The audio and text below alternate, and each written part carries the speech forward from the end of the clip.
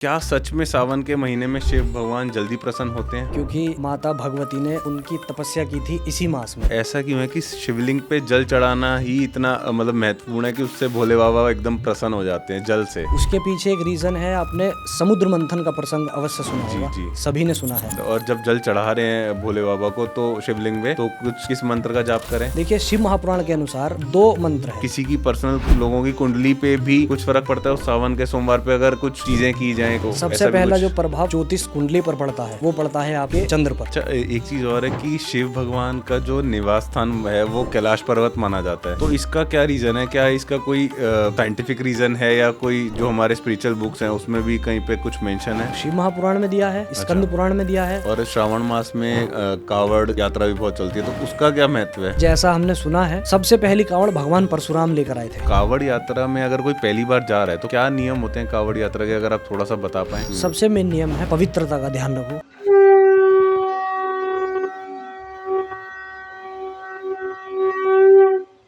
हर दिल में बसा एक ही नाम भोलेनाथ, हर सांस में गूंजता एक ही मंत्र हर हर महादेव। दोस्तों, आज का ये एपिसोड एक ऐसा सफर है जो आपका दिल छू लेगा। आज हमारे साथ हैं श्री शुभम शास्त्री जी, एक ऐसे ज्ञानी और एक ऐसे भक्त जिनकी वाणी में साक्षात शिव भगवान का वास है। और आज हम उनसे बात करेंगे सावन के इस पावन महीने की महिमा के बारे में, कावड़ यात्रा के बारे में, और आज हम उनसे जानेंगे कैलाश पर्वत के कुछ ऐसे रहस्यों के बारे में जो आपको सिर्फ एक शिव भक्त ही बता सकता है। तो बिना देर करे आइए हम श्री शुभम शास्त्री जी का स्वागत करते हैं और इस पॉडकास्ट की शुरुआत करते हैं। तो आइए एक और बार स्वागत करते हैं श्री शुभम शास्त्री जी का हमारे पॉडकास्ट में। हर हर महादेव हर शास्त्री हर जी, महादेव। कैसे हैं आप? सब आनंद भोले बाबा की कृपा। कैसा लग रहा है आपको हमारे पॉडकास्ट में एक और बार आके? बहुत अच्छा, पहले से ज्यादा अच्छा। अच्छा, तो आज भी हम शिव भगवान की बात करेंगे और कुछ अलग बात करेंगे। जैसे अब सावन का महीना स्टार्ट हो गया है तो थोड़ी सी हम सावन की बात करते हैं। तो क्या सच में सावन के महीने में शिव भगवान जल्दी प्रसन्न होते हैं? क्या ऐसा है कि सावन में ही मतलब इतना महत्वपूर्ण है सावन का महीना, तो क्या उस समय में जल्दी प्रसन्न होते हैं शिव भगवान? देखिए, श्रावण मास का भगवान शिव जी से बहुत गहरा संबंध है, जी। क्योंकि माता भगवती ने उनकी तपस्या की थी इसी मास में, उनको पति रूप में पाने के लिए। अच्छा। तो श्रावण मास का इसीलिए बहुत विशेष महत्व हमारे सनातन धर्म शास्त्रों में दिया गया है।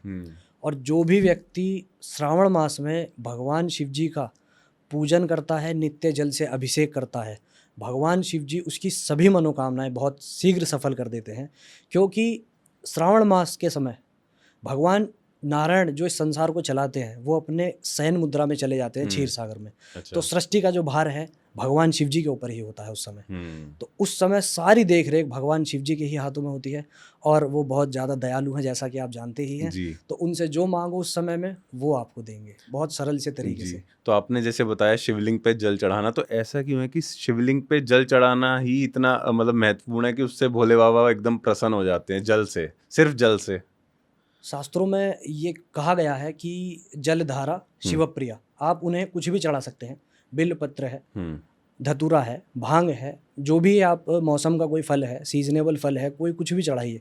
लेकिन जितना ज़्यादा तृप्त भगवान शिव जी जल से होते हैं, संसार सागर की किसी वस्तु से नहीं होते। उसके पीछे एक रीज़न है, आपने समुद्र मंथन का प्रसंग अवश्य सुना जी, होगा। जी। सभी ने सुना है। जी। उस समय जब उस हलाहल विष के पान से भगवान शिव जी का शरीर उस पान की वजह से, हलाहल की वजह से थोड़ा सा उसमें गर्मी पैदा होने लगी थी। उस गर्मी को शीतलता प्रदान करने के लिए ब्रह्मा जी के आग्रह पर समस्त देवताओं ने भगवान शिव जी का जल से अभिषेक किया था। अच्छा। उस समय एक आध्यात्मिक ऐसा बॉन्ड, जैसे एग्रीमेंट साइन होता है ना, ऐसा आध्यात्मिक एग्रीमेंट एक भगवान शिव जी ने समस्त देवताओं के को साक्ष्य मानते हुए ये किया कि आज से अभी इसी वक्त से आने वाले समय में जो भी जीव, जो भी व्यक्ति मेरा इस प्रकार जल से अभिषेक करेगा उसके जीवन से सारे रोगों का हरण मैं करूंगा। जैसे आप सभी ने मुझे जल चढ़ाकर तृप्त किया है, ऐसे जो भी जल चढ़ाएगा उसके सारे रोग, उसके सारे कष्ट मैं हरूंगा। ये कारण है कि भगवान शिव जी को जल चढ़ाया जाता है। और श्रावण मास में इसीलिए विशेष है क्योंकि श्रावण मास में आपने देखा होगा कि वर्षा का आगमन हो जाता है। उधर प्रकृति में भी जल है। अच्छा। और आप भी चढ़ाओगे कि प्रकृति भी जल चढ़ा रही है।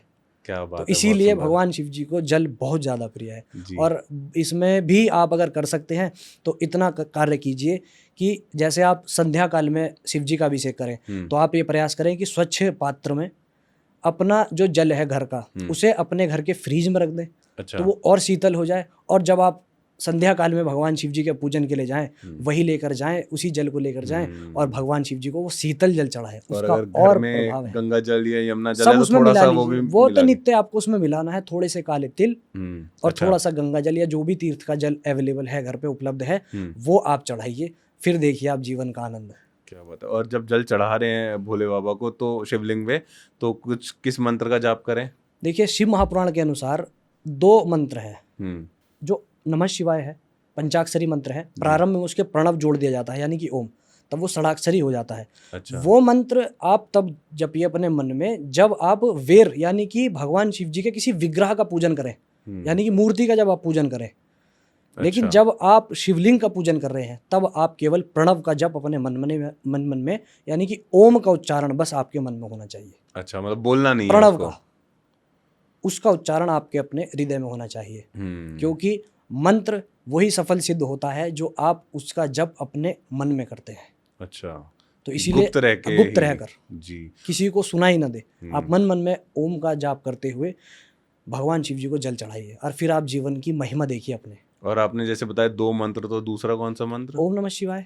अच्छा। वो आप जब भगवान शिव जी का मैंने बताया ना कि आप वेर यानी कि मूर्ति स्वरूप में जब आप पूजन करते हैं, यानी शंकर रूप में, जब उनका साकार रूप है जो आप देखते हैं, हम देखते हैं कि भगवान के जटा है, गले में सर्प है, तो वो वाला जो रूप है उसके पूजन के समय आप ओम नमः शिवाय।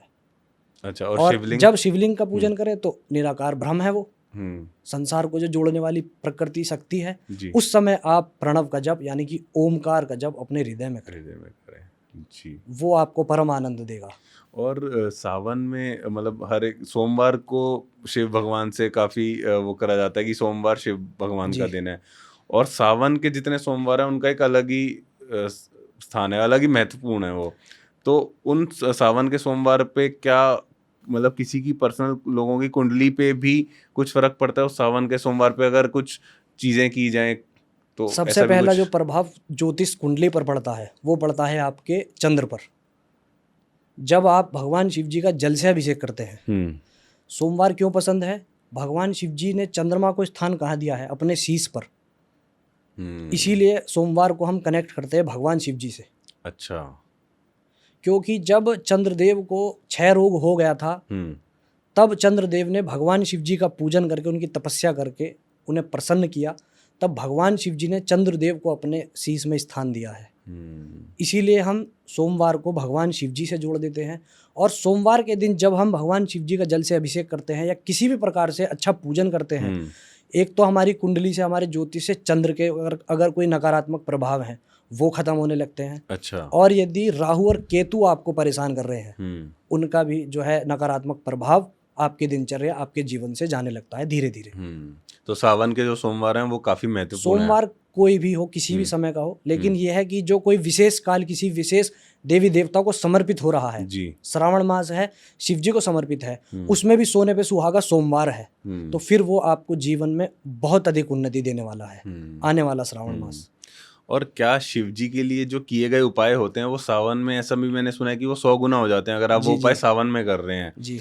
तो कौन से ऐसे उपाय हैं जो हमें जरूर करने चाहिए या किसी एक व्यक्ति विशेष को जरूर करने चाहिए सावन में?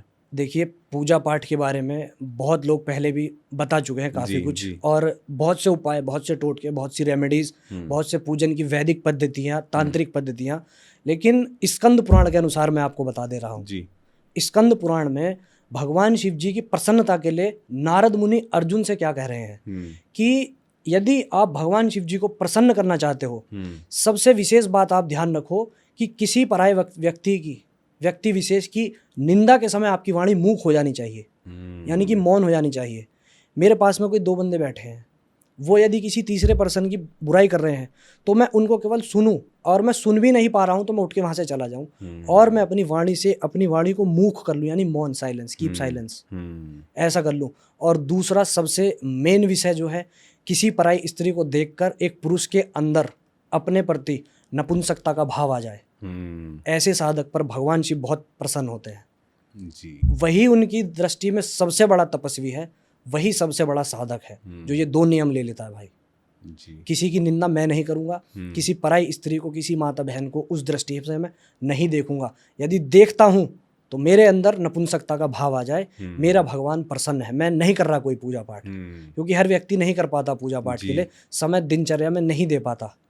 लेकिन इतना कार्य कर ले, फिर देखिए आप जीवन की महिमा, भगवान शिव बहुत प्रसन्न होते हैं ऐसे साधक पर।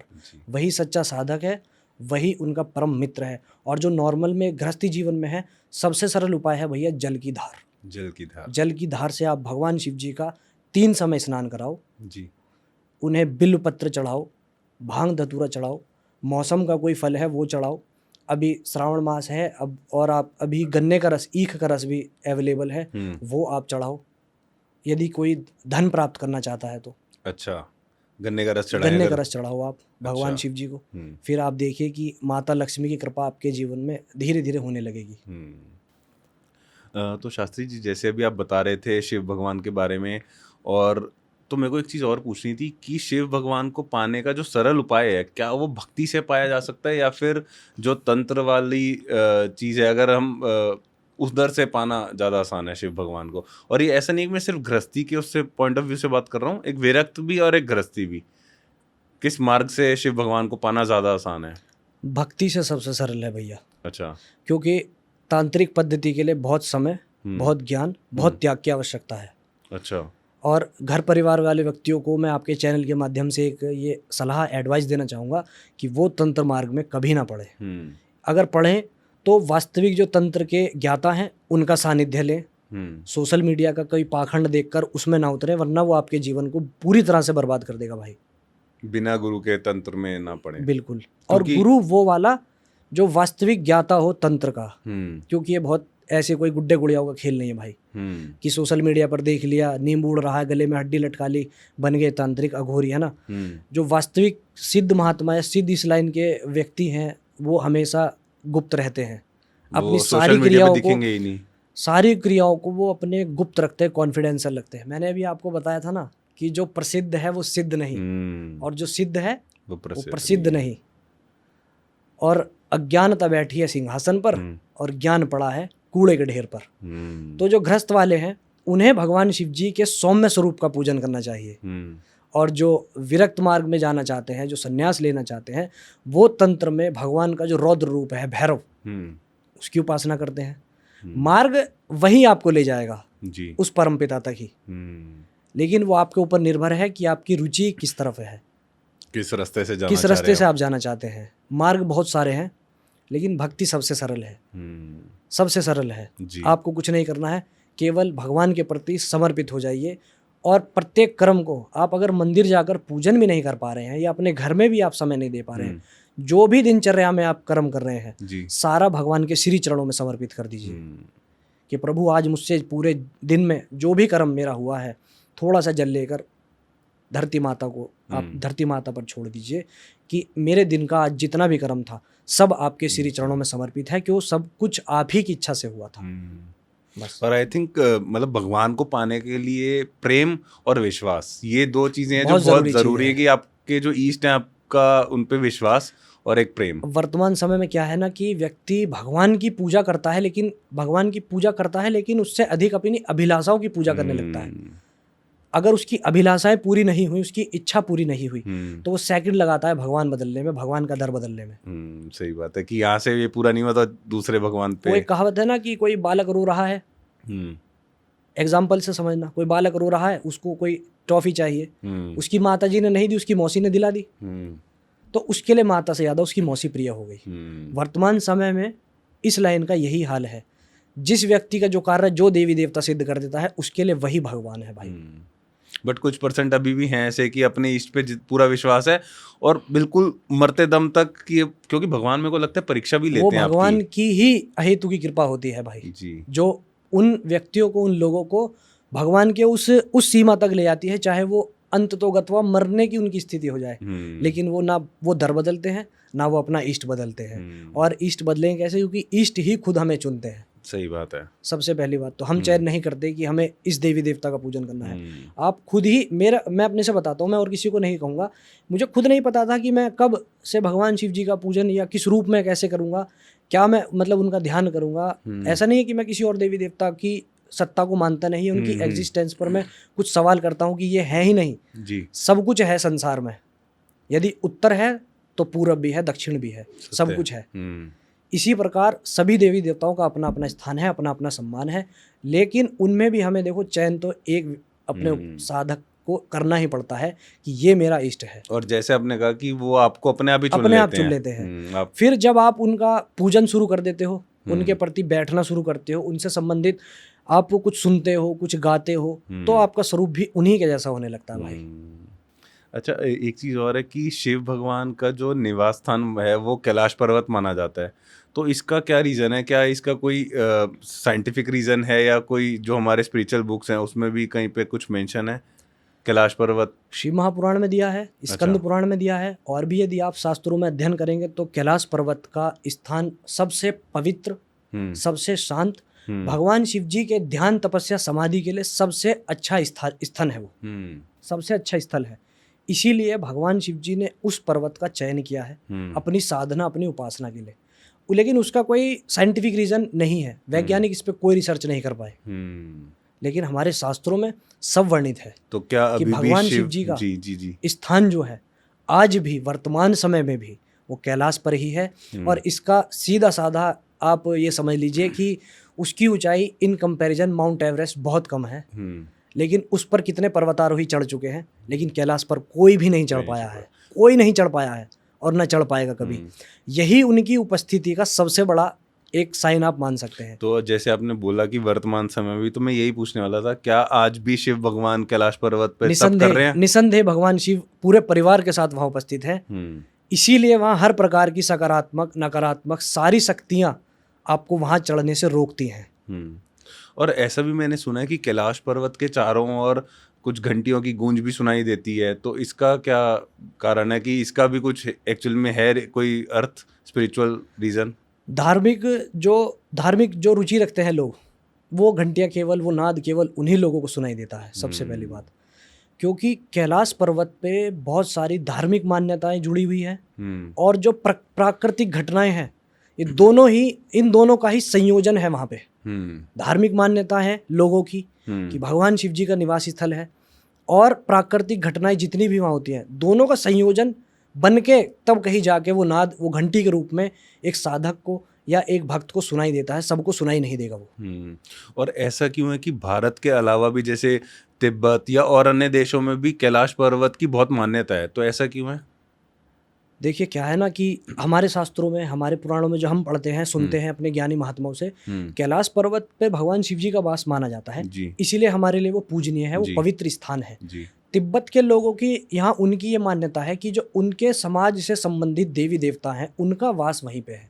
अच्छा। यदि आप बौद्ध धर्म की बात करते हैं, बौद्ध धर्म के लोग मेरू पर्वत के नाम से संबोधित करते हैं, कैलाश के नाम से नहीं। किस नाम से? मेरू पर्वत। अच्छा। उनकी मान्यता ये है कि उनके समाज से संबंधित जो उनके पूर्वज हैं, उनके देवी देवता हैं, ऋषि मुनि हैं, वो उन्होंने वहाँ जाकर मोक्ष पाया है।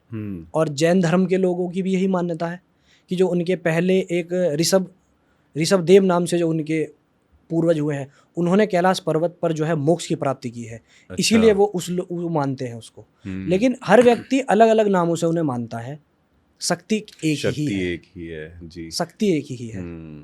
और ऐसा भी है कि मतलब कुछ ऐसा भी सुना है कि कैलाश पर्वत पे वक्त रुक जाता है, कि ऐसी भी कोई कहानियां अगर आपको कहीं सुनी हो या आपने कहीं कुछ पढ़ा हो कि वक्त रुक जाता है? क्योंकि मैंने ऐसी बहुत सी रील्स देखी हैं कि कोई चढ़ने की कोशिश कर रहा है और उसको ऐसा फील होता है कि उसकी उम्र बहुत तेजी से बढ़ रही है, बाल एकदम सफ़ेद होने स्टार्ट हो गए, नाखून बढ़ने लग रहे हैं, तो ऐसा ये कुछ है? वैज्ञानिकों ने रिसर्च किया है इस चीज़ पे कि मतलब 12 घंटे 2 सप्ताह के होते हैं वहाँ। अच्छा। मतलब 2 सप्ताह 12 घंटों में कन्वर्ट होता है। मतलब कि आप जब वहाँ चढ़ते हैं या थोड़ा उस क्षेत्र में जाते हैं तो आपके नाखून और आपके बाल बहुत तेज़ी से बढ़ने लगते हैं।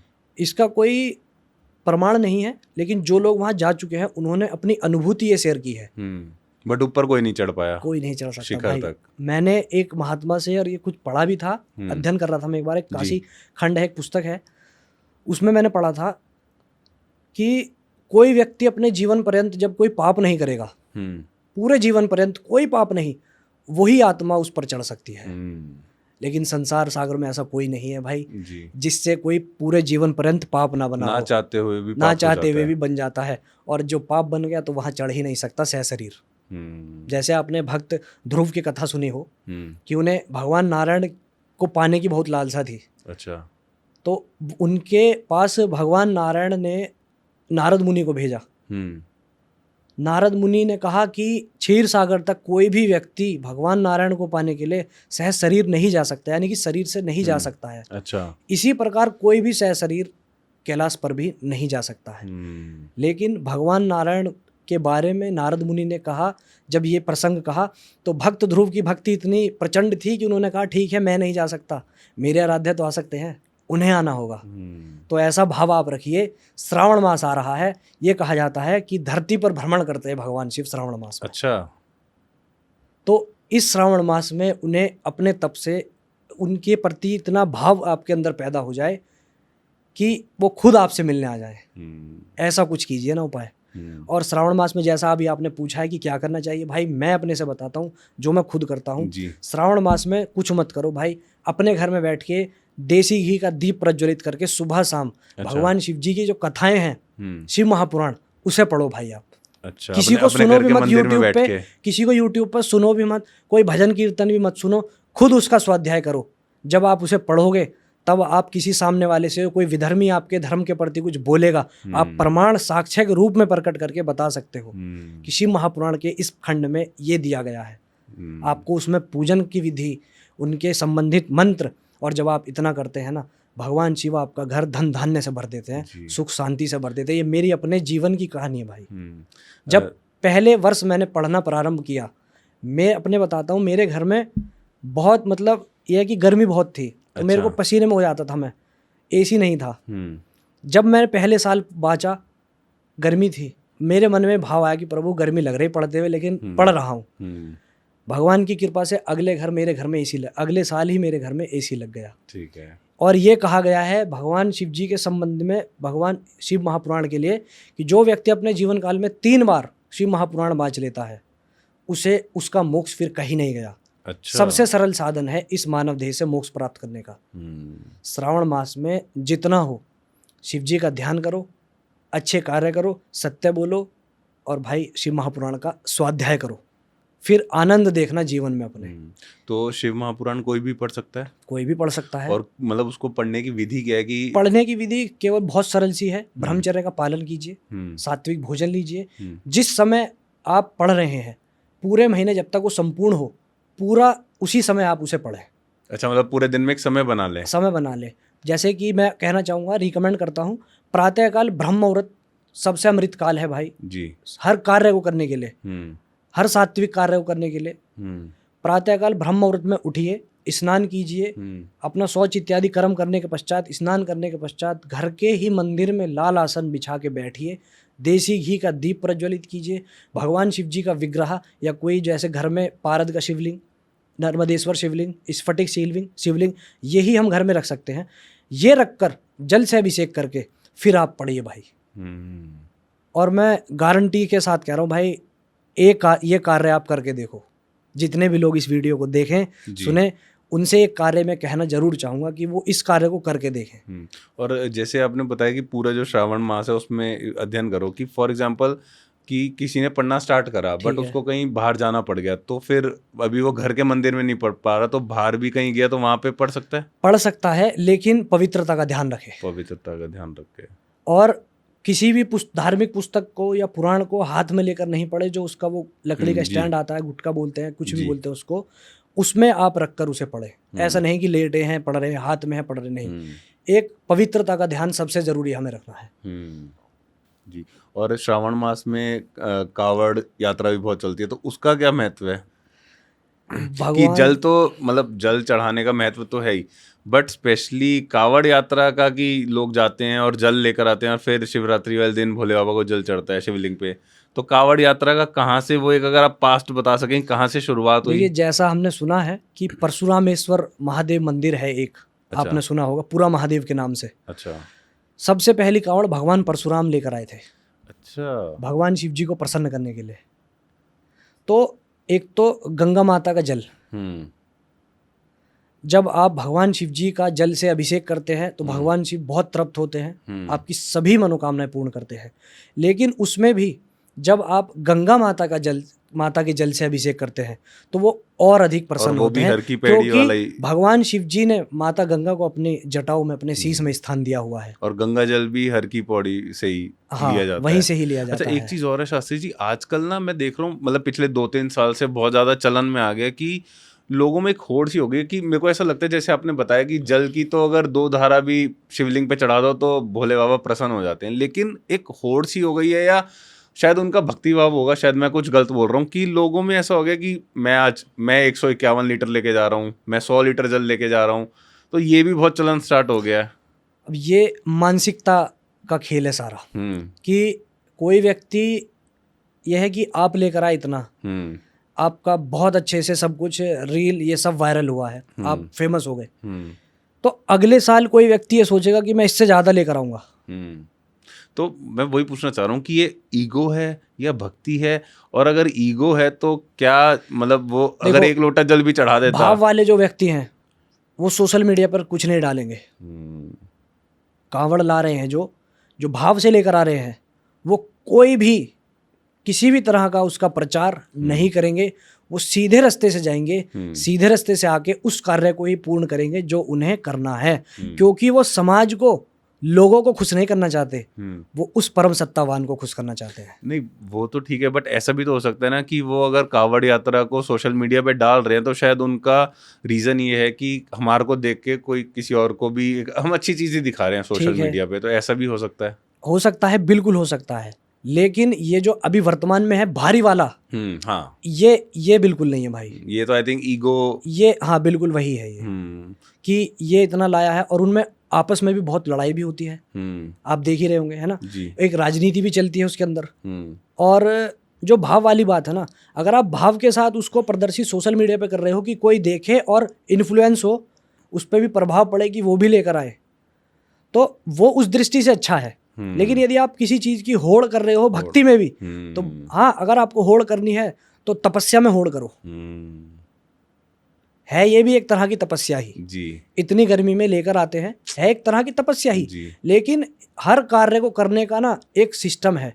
जैसे तीर्थ यात्रा का क्या सिस्टम है, अपने मन पे, अपनी इंद्रियों पे, अपने नेत्रों पे, अपनी श्रवण इंद्रियों पे, अपने हाथों पे, अपने पैरों पे पूर्ण रूप से नियंत्रण होना चाहिए, तभी कोई तीर्थ यात्रा सफल होती है। और ये सबसे बड़ा तीर्थ है। तो ये यात्रा तभी सफल होगी जब हर चीज आपके अंडर में है, सब चीज को आप पकड़ के रखे हो, अपने मन को हर तरह से संयम है आपके ऊपर, तब कहीं जाके वो तपस्या सिद्ध होती है, तब कहीं जाके भगवान प्रसन्न होते हैं भाई। अच्छा, मैं अभी ना एक रील भी देख रहा था, उसमें कोई बोल रहा था कि ये जो जैसे कई लोग मैंने देखा है कांवड़ यात्रा में भी, कांवड़ यात्रा में तो नहीं करते वैसे, कि दंडवत यात्रा जो होती है कि पूरी दंडवती लगा रहे हैं, तो वो ये कह रहे थे कि किसी शास्त्र, किसी पुराण में नहीं लिखा है हाँ, वास्तव में नहीं लिखा। तो फिर ये कहाँ से चलन स्टार्ट हुआ? ये अभी कुछ ही समय से आपने देखा होगा सोशल मीडिया पर चलने लगा है, कुछ ही समय से। पहले किसी ने भी, क्योंकि शरीर को कष्ट देकर भगवान को प्रसन्न करना भगवान का अपमान करने ही जैसा है, क्योंकि ये शरीर मेरा नहीं है भाई, भगवान ने मुझे दिया है, और ये शरीर रूपी जो रथ है, इसके भीतर जो आत्मा है, जो हमें खुद साक्षात परमात्मा से मिलाएगी। तो यदि हमारा रथ ही बेकार हो गया तो हमारी जो अंदर आत्मा है उसका क्या करोगे? वो कैसे परम सत्तावान से मिलेगी? सबको पता है इसकी राख बननी है जी। लेकिन इसका ख्याल रखना भी आप ही का कार्य है। नहीं, जैसे अभी नर्मदा जी की परिक्रमा भी होती है, तो परिक्रमा का लिखा हुआ है शास्त्रों में, प्रदक्षिणा के लिए दिया गया है, हर देवी देवता की प्रदक्षिणा के लिए बताया गया है। दंडवत प्रणाम होता है, दंडवत प्रणाम होता है, जैसे कि हम हाथ जोड़कर देवी देवताओं को प्रणाम करते हैं, कोई गुरु है, कोई ब्राह्मण है, महात्मा है, हाथ जोड़कर प्रणाम किया, पूरे दंडवत होके हमने प्रणाम किया। माताएं बहनें दंडवत नहीं कर सकती, वो केवल अपना ऐसे झुककर ही प्रणाम कर सकती हैं, अपने घुटने और अपने शीश को झुकाकर, लेकिन वो केवल प्रणाम है, तो यात्रा नहीं, परिक्रमा का इसके बारे में आप कहीं भी उठाओ नहीं मिलेगा भाई। अच्छा, कहीं किसी शास्त्र कहीं में कुछ नहीं मिलेगा, ये सब मनमाना। मतलब बहुत से साधु संत भी देखे हैं, गृहस्थी तो देखे ही हैं, बहुत साधु संत भी देखे हैं जो दंडवत परिक्रमा कर रहे हैं। क्या है ना कि भक्त का भाव सबसे बड़ा होता है भाई। जो हमने स्टार्टिंग में बात करी कि प्रेम और सब अपना अलग अलग रूप से भगवान के प्रति भाव प्रकट करते हैं। कोई गांजा पीकर कहता है कि हम भगवान का प्रसाद ले रहे हैं, कोई भोजन पाते समय कहता है कि भगवान का प्रसाद है, आनंद ले रहे हैं, हमें प्राप्त हुआ है। माता अन्नपूर्णा का आशीर्वाद समझकर उसे ग्रहण करते हैं। बहुत से लोग चरस गांजा पीते हैं और कहते हैं शिव जी का प्रसाद है, शिव जी की बूटी है, आप भी पियो, आप भी पियो। सबके भाव हैं। जो नहीं पीता वो हाथ जोड़ लेगा, जो पीता है वो कहेगा दे दीजिए, शिव जी का ही तो प्रसाद है। कांवड़ यात्रा में भी होता है, हर जगह चलता है भाई। तो क्या ये सही है? मेरी दृष्टि से गलत है। इस कार्य को आप तब कीजिए जब आप कोई भयंकर साधना में हैं, क्योंकि मैंने ऐसा सुना है कि जब इसका सेवन आप करते हैं तो आपकी जो इंद्रियां हैं एकदम शिथिल हो जाती है, आपका माइंड एकदम स्टेबल है, तो आप डट के एकदम 3-4 घंटे तक सिंहासन पर अपनी ध्यान मुद्रा में बैठ सकते हैं। हर तरफ से आपका ध्यान हटेगा, फोकस केवल और केवल आपके एक स्टेबिलिटी, आपका भगवान। तब उस कार्य का यूटिलाइज आप कर रहे हो, उस गांजे का या चरस का जो भी है जी। लेकिन यदि आप उसे अपनी जीवा के शौक के लिए, उसके रस की पूर्ति के लिए बस आप कर रहे हो, पूरी तरह से गलत है भाई। तो मतलब ये जो यात्रा होती है इसमें कावड़ यात्रा में बहुत ज्यादा हो रहा है, तो गलत है भाई, टोटल गलत है। व्यसन करना गलत है, व्यसन करना बहुत गलत है भाई। सबसे पहली चीज आपके शरीर को खराब कर देगा, अच्छा, अंदर से खोखला कर देगा। और बात हम करते हैं अपने धर्म को बचाने की, धर्म की रक्षा की। हमारा शरीर व्यसन कर करके अंदर से टूटा पड़ा है, तपस्या का बल हमारे भीतर नहीं। विधर्मी को कैसे नीचे गिराओगे भाई? सही बात है। शारीरिक बल तो हो, शारीरिक बल से गिरा सकते हो, या आत्मिक बल ऐसा हो कि ऐसे कर दूं तो उड़ जाए आदमी, या फिर वो वाली तपस्या हो, या फिर ऐसा हो कि एक मार दूं तो वो खत्म, 10 आ जाए तो 2 को तो मैं खत्म कर ही दूं, चाहे मेरा कुछ भी हो, धर्म के खिलाफ जो है। हम कह देते हैं कि धर्म की रक्षा करनी है, धर्म का एक कार्य करना। भाई धर्म की रक्षा केवल और केवल शक्ति से हो सकती है, ना शास्त्र से होगी, ना पुराणों से होगी, ना वेद से होगी। धर्म की रक्षा मिलकर एकजुट होकर होगी, और उसके लिए भाई व्यसन से दूर होना ही पड़ेगा। और विशेष रूप से आजकल के युवाओं को उसकी बहुत ज़रूरत है। व्यसन से दूर हो जाओ, हर प्रकार के नशे से दूर रहो, अच्छा खाओ, अच्छा पियो, अच्छा खाओ पियो, अच्छा पहनो, तब अपने धर्म को जानो, तब धर्म की रक्षा के लिए आप अच्छे हो जी। और अच्छा, एक चीज़ और पूछनी थी शास्त्री जी की, कावड़ यात्रा में क्या लड़कियां भी कावड़ लेकर आ सकती हैं? वर्तमान में ही समय में ऐसा हुआ है, पहले प्राचीन समय में तो कहीं कुछ नहीं हुआ है। हस्बैंड वाइफ भी दोनों साथ ही कावड़ लेके आ रहे हैं। तो एक तरह की देखो क्या है कि तपस्या समझो इसे, ठीक है। जो गृहस्थ में रहते हैं, अगर वो अपनी धर्मपत्नी के साथ मिलकर कार्य करते हैं, वो कार्य परम सिद्ध है भाई। स्त्री पुरुष के बिना ना चले, पुरुष स्त्री के बिना ना चले किसी भी तीर्थ यात्रा पर, तभी वो सफल सिद्ध है। अकेले जा रहा है पुरुष, अकेले जा रही है स्त्री, दोनों बेकार है भाई, किसी काम का नहीं, किसी काम का नहीं है। जीवन संगनी अर्धांगिनी क्यों कहा गया ये शब्द? आधे अंग की सहचरी आपकी धर्मपत्नी। अच्छा। तो जैसा कि जब हम अग्निदेव को साक्षी मानकर ये प्रण लिया जाता है, ब्राह्मण देवता वैदिक मंत्रों के उच्चारण करते हुए आपको बताते हैं कि ये आज से आप इनके पति हुए, तो उन सब का कार्य का मतलब क्या होता है भाई? उसके बाद हर तीर्थ यात्रा साथ में मिलकर, हर धार्मिक सत्कर्म साथ में मिलकर। लेकिन वर्तमान प्रणाली क्या है? स्त्रियां पुरुष का नाम लेती हैं, अपने पति का नाम लेकर संबोधित करती हैं, और जहां मन करा वहां मनमाना आचरण है। ये सब क्यों है? क्योंकि जो परंपराएं हैं उनको हम पीछे छोड़ आए हैं, बस अपने हिसाब से कुछ भी कर रहे हैं। पंडित जी कहें सामग्री का ये सामान भूल गए। विशेष शादी विवाह कौन कराता है?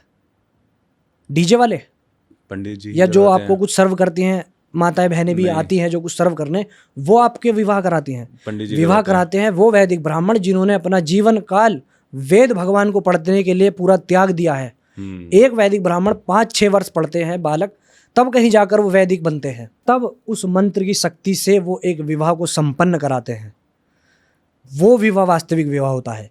लेकिन वर्तमान समय में हम सब कुछ 1-2 महीने पहले से तैयार कर देते हैं। लेकिन पंडित जी महाराज कोई सामग्री अगर मांग लें, कुछ 19-20 नहीं है, तो हम कह देते हैं कोई नहीं पंडित जी, आप संकल्प मन में लेकर करा दीजिए। भाई मेन विवाह तो वहाँ होना है। माता सती का प्रसंग सभी ने सुना है।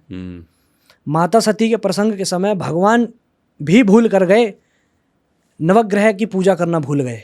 अच्छा। तब पार्वती माता ने अगले जन्म में जब तप करके भगवान शिव जी को श्रावण मास में उन्हें प्राप्त किया है, तब विशेष आग्रह किया माता पार्वती जी ने कि इस बार पूरे विधि विधान के साथ स्वामी विवाह होना चाहिए। इससे पहले जन्म में विवाह में कुछ त्रुटि थी, तब मुझे सती के रूप में अपने शरीर को संस्कार करना पड़ा, अग्निदाह लेना पड़ा। अच्छा। तो जब देवी देवता, मैं कह रहा हूँ ये कहानी समझिए इसे आप, लेकिन जब देवी देवता हमें बार बार इस चीज को बताकर हमें एक साइन दे रहे हैं कि ये ही परम कार्य है, इस पर फोकस रखिए, ना कि डीजे पर, ना कि खाने पर, तभी विवाह सिद्ध होता है। और पहले विवाह ऐसे ही होते थे। तो देख लीजिए आप अपने माता पिता को और हमारे माता पिता को, आज तक साथ हैं, ना नाम लिया है, ना कभी झगड़ा हुआ है जी। और वर्तमान समय में शादी के समय पहले ही नाच गाना पता नहीं क्या क्या चलता है, तो उसका परिणाम दुनिया देख रही है। क्योंकि हम अपनी जड़ें छोड़ा है ना पीछे भाई। जो हमारा मूल है, मूल छोड़ के कौन ऊपर बनता है। मूल पकड़े रहो, हर चीज दिमाग में रखो अपने। वेस्टर्न कल्चर है, कोई भी कल्चर है, उसे यहाँ रखो, लेकिन अपने यहाँ हमारा मूल है भाई जी। यहाँ उसे रखोगे तभी सफल हो सकते हो, वरना भाई हर जगह गिराए जाओगे। वर्तमान समय में देख रहे हो क्या हो रहा है, काट रहे हैं, पति को मार रहे हैं, कितने सारे केसेस आ रहे हैं ना। माताओं बहनों के साथ भी गलत हो रहा है, पुरुषों के साथ भी गलत हो रहा है। मैं किसी एक विशेष वर्ण को नहीं कहूँगा, एक विशेष जेंडर को नहीं कहूँगा, है ना। ये ही दोष हमारे अंदर पैदा हो चुका है, क्योंकि हम जो विशेष कार्य हैं उसमें ढील कर देते हैं, इधर उधर के कार्यों में पूरा फोकस है भाई जी। तो परिणाम भी हम ही भुगत रहे हैं, कोई और नहीं भुगत रहा। तो शास्त्री जी, जैसे अभी हम कावड़ यात्रा की भी बात कर रहे थे, तो कावड़ यात्रा में अगर कोई पहली बार जा रहा है तो क्या नियम होते हैं कावड़ यात्रा के, अगर आप थोड़ा सा बता पाएं। सबसे जो नियम उसका मेन है, सबसे मेन नियम है पवित्रता का ध्यान रखो जी। अपनी सभी इंद्रियों पे अंकुश लगा के रखो। किसी भी प्रकार का कोई ऐसा कार्य नहीं जो आपके उस कार्य के ऊपर प्रभाव डाले नकारात्मक। जैसा आपको मैंने बताया अभी, व्यसन जी करके आना, आप चाहे थोड़ा ही जल लेकर चलो कि आपको किसी ऐसे व्यसन का सहारा ना लेना पड़े कि आप उसे लो तब आप कहीं जाकर चल पाओ। थोड़ा सा लो, पूरे भाव के साथ वहाँ से लेकर आओ, जैसे भी आप लेकर आते हो उस विधि विधान से भगवान का ध्यान करते हुए तब उस जल को लेकर आओ और शिव जी का उससे उस जल से अभिषेक करो जी। और आपके मन में किसी को भी देखकर ये होड़ का भाव नहीं आना चाहिए, सबसे जरूरी तो वर्तमान समय में ये है। और पवित्रता का ध्यान रखो, भगवान नाम का स्मरण अपने मन मन में करते चलो। कौन कितना ला रहा है, मैं इतना क्यों नहीं ला पा रहा हूँ, ये भाव मत लेकर आओ, होड़ मत लेकर आओ, बस भाव से जाओ, भाव से जल लेकर आओ। और गंगा माता में स्नान करने का जो एक वो है नियम हमारे यहाँ क्या है कि पहले, अब वर्तमान में क्या है कि आप सोशल मीडिया पे भी देखते हो रील, लड़के ऊपर से कूद रहे हैं, हाँ जी, ब्रिज से ऊपर से कूद रहे हैं, या कोई भी कूद रहा है जी। वो आप उसे माँ कह रहे हो अपना, आपकी माँ है वो, और आप कूद जा रहे हो। पहले माता को प्रणाम करो, यदि आपको नहाना है तो स्नान करना है, पहले प्रणाम करो माता को, माता से आज्ञा लो कि माता मैं आपकी गोद में स्नान करना चाहता हूँ। 3 बार स्पर्श करो, तब कहीं जाके अपना सीधा पैर जी आगे डालो। और आई थिंक अंधेरा होने के बाद भी स्नान नहीं करना चाहिए क्योंकि उस समय वो शयन काल होता है और ऐसा कहा जाता है कि उस समय देवताओं का स्नान नहीं होता है। अच्छा, उस समय सारी नकारात्मक शक्तियां उसमें होती हैं, तो वो उनका होता है। और हमारे यहाँ संध्या काल के बाद बहुत से कार्य ऐसे जिन पर विरुद्ध मतलब निषेध उन पर लगाया गया है, लेकिन वर्तमान समय में आप देख रहे हो भाई कोई भी ना रहा है, सब कुछ हो रहा है, उसी का प्रभाव नकारात्मक कहीं ना कहीं हमें किसी ना किसी रूप में भाई देना पड़ रहा है। एकदम से तो बच्चा भी पैदा नहीं होता है ना, एकदम से कुछ नहीं मिलता, लेकिन एक दिन जरूर मिलता है। तो जैसे अगर कोई मतलब संध्या काल में, अगर जैसे कि हम चाहे सावन की बात करें नॉर्मल डेज में भी, कि कोई हरिद्वार गया, कोई गृहस्थी अपनी फैमिली के साथ, वो वहाँ पहुँचते पहुँचते हर की पौड़ी पे संध्या हो गई, तो उस समय क्या सिर्फ उसको दूर से नमन करना चाहिए या जल में प्रवेश करके, मतलब स्नान नहीं करके, पहली जो हर की पौड़ी हो 1-2 सीढ़ियों पे वहाँ पहुँच के नमन कर सकता है? आप दूर से अगर प्रणाम भी कर लेते हो, हमारे शास्त्रों में हर चीज दी है जी, हमारे विद्वान महापुरुषों ने सब दिया है। अंजलि परमा मुद्रा क्षिप्रम देव प्रसादिनी, जब आप अंजलि बांध के देवी देवताओं को प्रणाम करते हो, देवी देवता तत्काल उसका फल आपको देते हैं। अच्छा। लेकिन ये आपके मन को संतोष नहीं देता जब तक आप उसमें डुबकी ना लगाओ। और अभी जैसे गर्मी है ना भाई, 90% लोग वहाँ अपनी गर्मी दूर करने जाते हैं। स्विमिंग पूल की तरह ट्रीट कर रहे हैं। धार्मिक भाव कहाँ है? आप देख रहे हो मंदिर में भीड़ है, सब भक्त नहीं है। गंगा जी पर जा रहे हैं, स्नान कर रहे हैं, सब भक्त नहीं है। कुछ अपना तीर्थ से हटके उसे पिकनिक स्पॉट बनाने भी जाते हैं। लेकिन यदि आप भाव से जाओगे ना तो आपको गंगा मैया अनुभूति कराएगी कि हाँ मैं माँ हूँ। वरना तो भाई सबके लिए जल तो है ही, सब जा रहे हैं।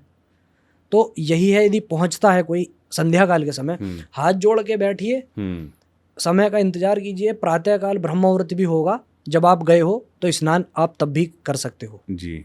तब का स्नान बहुत ज़्यादा आपको फल देगा। उस समय में स्नान का कोई फायदा भी नहीं है जी।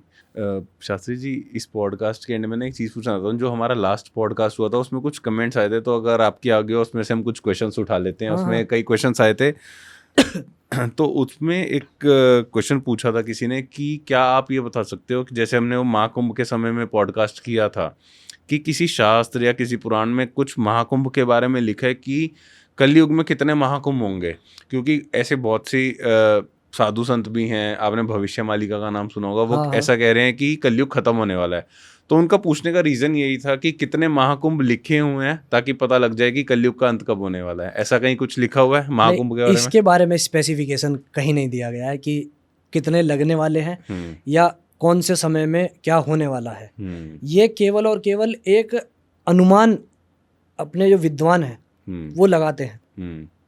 वास्तविकता से हर व्यक्ति, हर जीव अनभिज्ञ है, आज भी और आगे भी। क्योंकि अगर आप और मैं या कोई परम विद्वान आगामी समय को जान लेगा तो फिर भगवान को कौन पूजेगा भाई? भगवान को ही तो त्रिकालदर्शी कहा है, मुझे तो नहीं कहते जी। या फिर वेद व्यास जी के पास ये ज्ञान था। तो वही त्रिकालदर्शिता है जो तीनों कालों को देख लेते हैं, भूत, भविष्य और वर्तमान। तो यदि कोई पुस्तक भी है, यदि उसमें कुछ लिखा भी गया है, केवल और केवल वो वर्तमान घटनाओं को के आधार पर एक अनुमान लगाया गया है कि ऐसा भविष्य में हो सकता है। लेकिन इसका पूरी तरीके से स्पेसिफिकेशन कहीं नहीं मिलेगा कि हाँ इतने ही समय तक इतने ही कुंभ लगने हैं या इतने ही समय तक ये संसार चलने वाला है। क्योंकि आप अनुमान लगा रहे हो 2028 तक का, पता नहीं कि वो कुंभ तो लगे, वो कुंभ लगे, लेकिन आपके श्वास नहीं चले जब तक, तो आपके लिए तो वो कुंभ की उपस्थिति है ही नहीं ना। तो मेन ये है कि वर्तमान, भूत, भविष्य सब उस त्रिकालदर्शी के हाथ में है। विद्वान पुरुष, हर व्यक्ति हर चीज में केवल और केवल अपना अनुमान लिख देते हैं जी। वास्तविकता से हर व्यक्ति अनभिज्ञ रहेगा। ये है सार। बहुत सुंदर पॉडकास्ट और बहुत सारी चीज़ें आपसे जानने को मिली श्रावण मास के बारे में, शिव भगवान के बारे में। और अब श्रावण मास आ ही गया है, तो आई होप जो आपने चीज़ें बताई हैं कि किस तरीके से जल चढ़ाएं और किस तरीके से कावड़ अगर कोई लेकर आ रहा है तो किस तरीके से लेकर आए, आई होप आपकी ये वीडियो देख के, पॉडकास्ट देख के लोग उस चीज़ का पालन करेंगे, करना चाहिए जी। हर हर महादेव, हर हर महादेव।